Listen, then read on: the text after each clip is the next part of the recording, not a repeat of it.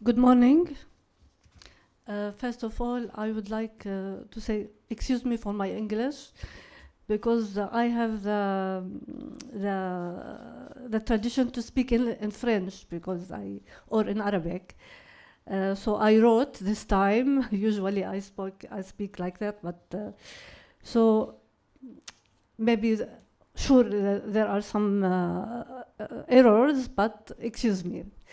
So thank you, Raoul, and thank for all the team who organized this meeting and to invite us.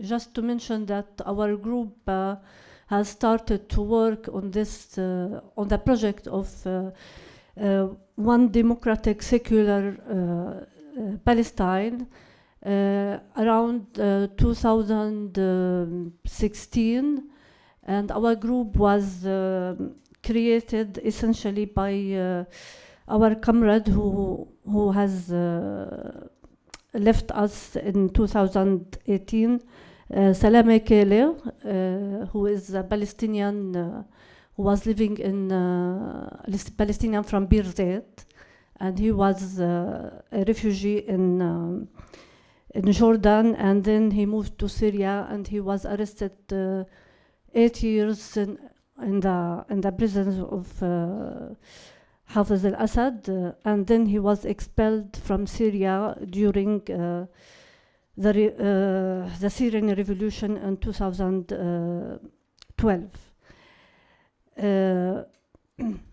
So we started also to coordinate with other groups like Mubadara, and it's really with pleasure that this time we succeeded to organize together. You organized, but that we coordinate together. Our colleagues have participated in Beirut session.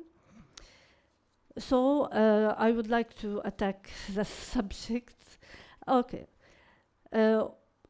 I would like to talk about the elements of the strengths of the one-state democratic Palestine. First, this comprehensive solution is ethical because it is a liberation project for people who have been subjected to massacres, ethnic cleanings, expulsions, and genocide during the last 2 years. Half of Palestinians have been expelled from their homeland, which has been transformed into a semi-European country ruled by a racist regime that is hostile and brutal. It must be remembered that the colonized struggle against the colonizer and pursuit of freedom is a human act and moral duty aimed at liberating people and unleashing their energies to build a natural human society. In ethical terms, these solutions offer a humanistic alternative to the Israeli Jewish settlement project, accepting its members as equal citizens and recognizing them as victims of the brainwashing of a brutal colonial movement. This would involve decolonizing settler society and liberating its members from the anti-equality, brutal ideology of Zionism, thereby preventing them from continuing to inflict devastating harm on the Palestinian people. This equal citizenship can be achieved by dismantling and demolishing the system of colonial control and privilege. Secondly, this solution is an antithesis of fragmentation and division, whether geographical, demographic, or political. It is based on the unity of Palestinian people, which is achieved by restoring and strengthening their national consciousness of historical Palestine. It reconnects the conflict with its historical roots and colonial nature, dispelling any illusions about coexisting with Zionism and its brutal nature. It is also ensure justice for all Palestinians, ensuring that everyone is involved in the liberation process, whether directly or indirectly, and that everyone is granted the same rights regardless of their rule or contribution. Continued clinging to the illusion of a two-state solution entrenches colonialism and perpetuates suffering and immense loss in terms of both land and people.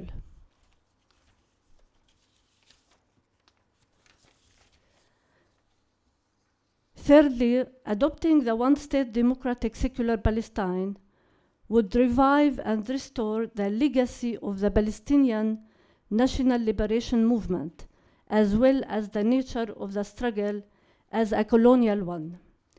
It would also modernize and update the movement and deepen its human values. In other words, adopting this solution is not as supporters of the two-state solution claim as a deviation from the legacy of national liberation, but rather a continuation of this process. This is because of its clarity of vision and its potentials for national unity, which has been torn apart by submission to international pressure and liquidationist settlement projects. Fourthly, adopting the one-state solution again would give the Palestinian national project clarity of purpose and vision, generate a discourse of hope and inspire confidence in future generations, because it would restore the most important source of strength for the Palestinian people, unity. Without unity, victory is impossible. Unity among all Palestinians and the unification of all Palestinian energy is crucial. Another aspect of this project is an international struggle. It is essential to emphasize the role of the world's people in this struggle, which also concerned them, given that the Zionist state was originally and fundamentally a product of the central colonial project linked to the specific movement in the development of the international capitalist system, and because it is a pillar of imperialist hegemony over the world and the region. Therefore, these people must participate either by pressuring their governments to adopt policies that respect the right of the Palestinian people, basically the right of self-determination and the right of return, and by boycotting the Zionist state because it is funded on the control of others' land, genocide, ethnic cleansing, forced displacement, and apartheid. The exploitation of religion in its political project, the use of violence and the expulsion of indigenous populations, and serving imperialist control over the resources of people of the region and all the people of the world. In this context, in this context, the struggle against the Zionist state is a struggle against the entire imperialist system, just as the struggle against the imperialist system is a struggle against the Zionist state.